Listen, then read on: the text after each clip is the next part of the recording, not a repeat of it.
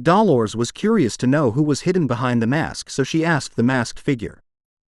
Vikir replied by bringing his finger to his lips and asked her not to make a sound.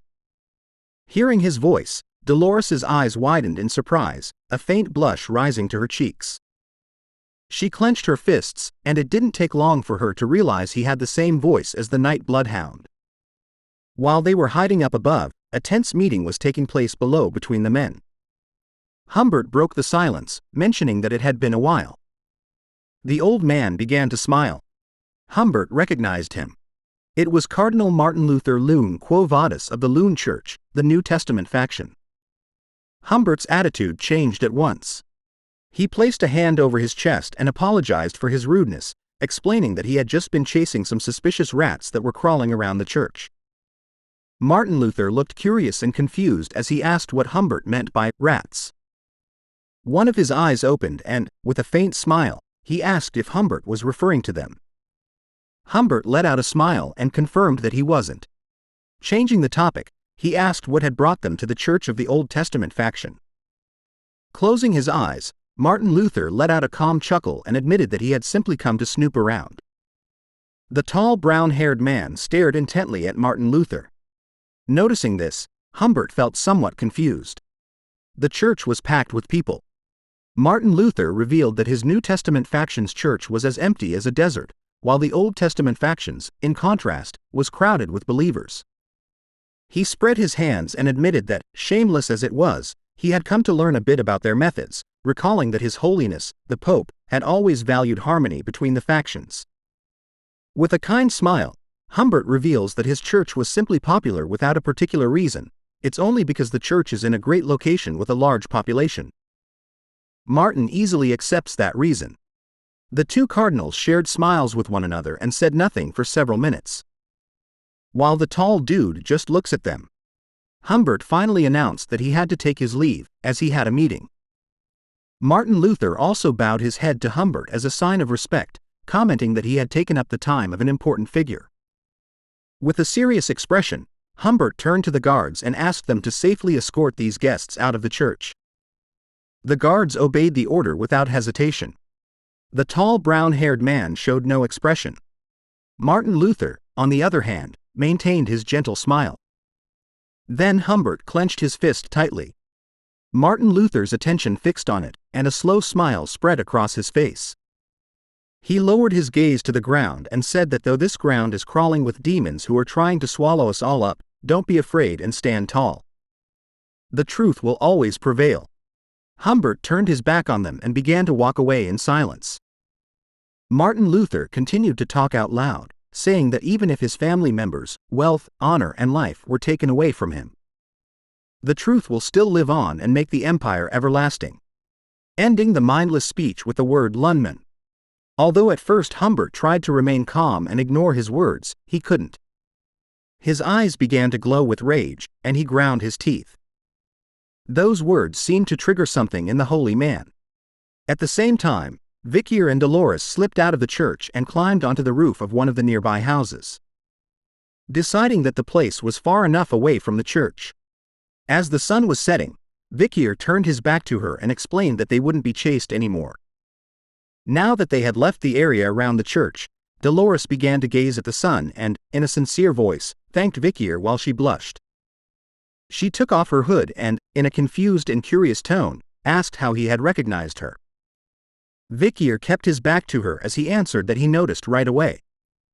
Dolores placed her hands over her chest, her eyes widening with a mix of surprise and something softer. Vikir's riz was super effective. Our boy turned his head slightly and, in a calm tone, explained that her disguise was too obvious, so obvious that it was strange that other people didn't recognize who she was. Dolores closed her eyes and nervously laughed. Then she brought her fist to her mouth, still smiling to herself. Noticing this, our boy grew curious, wondering why she was smiling and giggling. With tears of happiness in her eyes, she watched him closely.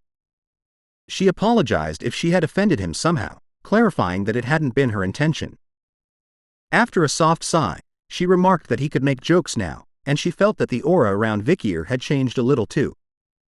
She lowered her gaze to the ground, and as her eyes shone, she sank into her thoughts. She remembered that when the night bloodhound had grabbed her a moment ago, she had thought it was Vikir. She recalled past events, her encounter with Vikir on the academy stairs, and the time they hid together to avoid Quilty.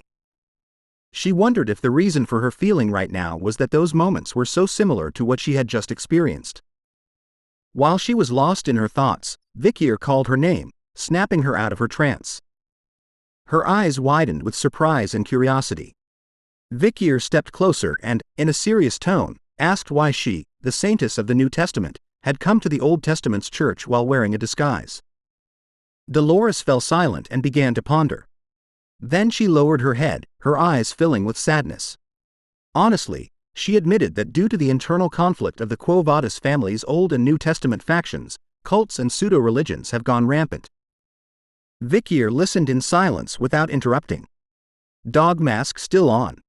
She continues on, saying that the reason she secretly infiltrated the church was to investigate the flow of the Old Testament faction's funds as their wealth is still growing despite the chaotic situation. Dolores clutched her arm, feeling even sadder. She looked at the ground and revealed that the Pope was showing symptoms of dementia, so there's no way of knowing if he's aware of this situation. She added that she was just a saintess in name only. The sun was setting. Looking at its fading light with a sincere look.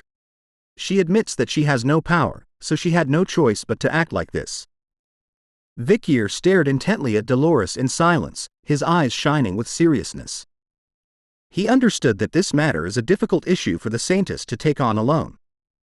Dolores's eyes still shone with sadness. She remained quiet, lost in her thoughts. Vikir knew better than anyone that in the future, she will gain respect and a large amount of power as a hero, but as things stand, she was simply a young girl whose adoptive father is a demon's informant. She barely has anyone she can trust.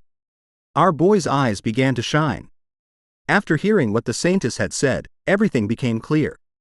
Vikir began to piece the puzzle together in his mind. Humbert's source of funding, cults and pseudo-religions, the exemptions. With that, all the puzzle pieces are coming together. Vikir reveals his thoughts, telling Dolores that he thinks the Old Testament faction is fighting the New Testament faction to show that they're superior.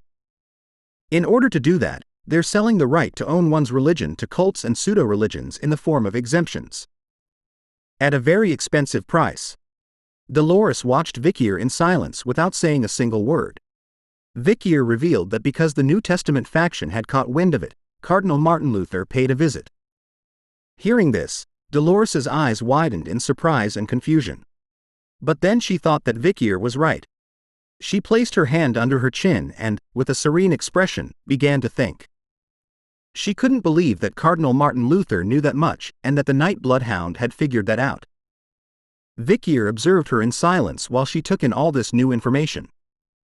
Dolores's eyes widened again, and she asked the Night Bloodhound if there's a demon involved in all of this. With a calm expression, Vikir nodded behind the mask. Dolores began to speculate that the cults and pseudo-religions are emerging forces. If there's a demon, then they'd be hiding and pulling the strings from behind the scenes. As the sunlight illuminated the rooftop, Vikir stepped toward her and confirmed that she was correct. There's a mastermind. Vikir fell quiet again, waiting to see how she would react.